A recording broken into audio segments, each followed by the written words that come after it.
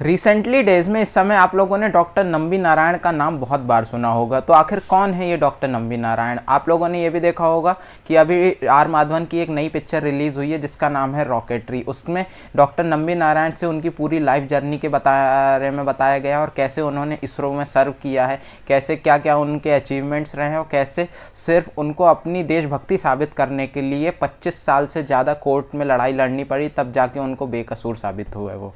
तो इनके बारे में आप लोग जानेंगे तो आपको बहुत इंटरेस्ट आएगा और साथ ही साथ आप लोग एक बार को इनकी स्टोरी सुनने के बाद तो ये भी हो जाएगा कि पूरे सिस्टम के ऊपर ही सवाल खड़े करने को आप मजबूर हो जाएंगे। तो इनके बारे में जानते हैं, चलिए।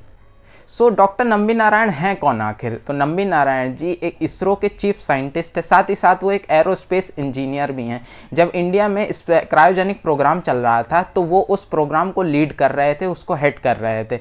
तो क्रायोजेनिक होता क्या है? बेसिकली ये एक टाइप का रॉकेट इंजन है जो कि यूज़ होता है बड़ी सैटेलाइट्स को पुल करने के लिए, क्योंकि वो बहुत ज़्यादा थ्रस्ट जनरेट करता है। अब क्रायोजेनिक को बेसिकली अगर ब्रीफ में बताऊं अगर, तो क्रायोजेनिक के अंदर क्रायोजेनिक फ्यूल यूज़ होता है। अब फ्यूल के अंदर कौन सा फ्यूल यूज़ होता है? उसमें बेसिकली गैसेस यूज़ होती हैं जो कि बिल्कुल लो टेम्परेचर में होती, -180 डिग्री से नीचे के टेम्परेचर में होती। ऐसी गैसेस को यूज़ किया जाता है एज ए फ्यूल के रूप में, और बेसिकली इतना लो टेम्परेचर रहता है, इसीलिए इस इंजन को क्रायोजेनिक कहा जाता है।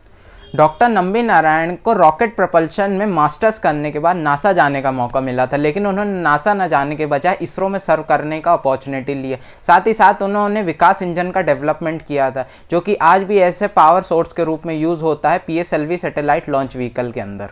लेकिन सिर्फ एक फेक स्पाई स्पैंडल केस, जासूसी के केस में इनको गिरफ्तार कर लिया गया, और जिसकी वजह से इंडिया का क्रायोजेनिक प्रोग्राम 20 साल पीछे धकेल दिया गया, क्योंकि उस समय 90s का दौर था और जितने भी USA की एलाइड कंट्रीज़ थी, उसके साथी कंट्रीज़ थी, वो नहीं चाहती थी कि इसरो को जैसे जैसे टेक्नोलॉजी मिलती जाएगी, वो जानते थे कि 15 से 20 साल के अंदर इसरो हमारे लिए कंपटीशन के रूप में खड़ा हो जाएगा, कॉम्पिटिटर बन जाएगा हमारा।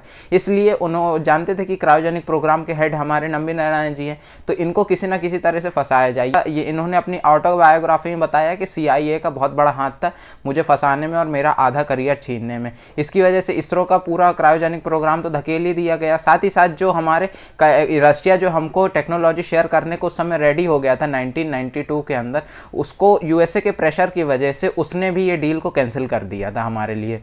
इसके बाद भी रशिया राज़ी हो गया था एक दूसरी डील पे, जो कि था कि हम लोगों ने, हमारे जो प्रधानमंत्री नरसिम्हा राव थे, उन्होंने एक और डील रशिया से की कि चलिए आप हमें टेक्नोलॉजी शेयर मत कीजिए, उसकी बजाय हम लोगों को 4 क्रायोजेनिक इंजन, बने बनाए क्रायोजेनिक इंजन हमको सेल कर दीजिए, और उसके बजाय हम लोग जो हमारे साइंटिस्ट हैं, नंबी नारायण जैसे ग्रेट साइंटिस्ट हैं, वो लोग उसको मशीन को खोल के और सीख लेंगे कि कैसे क्रायोजेनिक इंजन वर्क करता है, और हम खुद की अपनी टेक्नोलॉजी डेवलप कर लेंगे, कोई दिक्कत नहीं थी। रशिया इस पे मान गया था, लेकिन यहीं पर आता है ट्विस्ट, यहीं पर हो जाती है कॉन्स्पिरेसी।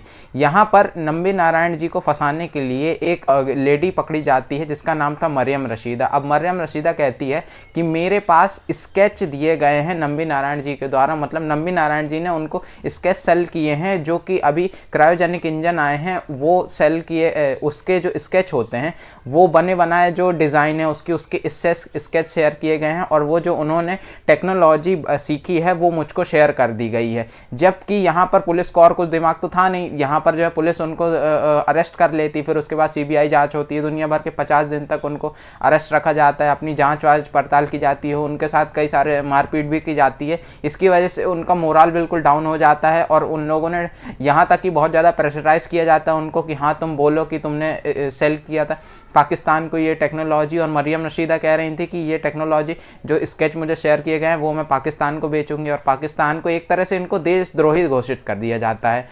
लेकिन 25 साल की लंबी लड़ाई के बाद 2018 को फाइनली उनको क्लीन चिट मिलती है कि कोर्ट ये कहता है कि इन पे कोई भी आरोप नहीं पाया गया है, CBI के द्वारा भी बिल्कुल इनको क्लीन चिट दे दी जाती है। लेकिन एक बात सोचने लायक है कि जिस आदमी को इतने लंबे समय तक देशद्रोहित घोषित कर दिया गया, फिर उनको बाद में पद्म भूषण दिया गया, हम लोग अपने साइंटिस्ट, अपने हीरोज़ का ही नहीं सम्मान कर पाते हैं, तो फिर हम लोग दूसरी चीज़ों में क्या कर सकेंगे। इसी वजह से हो सकता है आज टेक्नोलॉजी के फील्ड में, इलेक्ट्रिसिटी के जो डेवलपमेंट का फील्ड है उसमें इंडिया इतना नहीं ग्रो कर पाता जितना चाइना, अमेरिका और जितना यूरोपियन कंट्रीज़ ग्रो कर जाती हैं। ये है कि हम लोग अपने देश के साइंटिस्ट को, अपने देश के हीरोज़ को ही उतना सम्मान नहीं दे पा रहे। लेकिन अब अच्छी बात होना शुरू हुई है, एक तरह से हमारे लिए आंखें खोलने वाला भी है कि अब हमारे लिए धीरे धीरे जितने भी हीरोज़ हैं उनकी कहानियाँ सामने आ रही हैं, उनके ऊपर फिल्म्स बन रही हैं।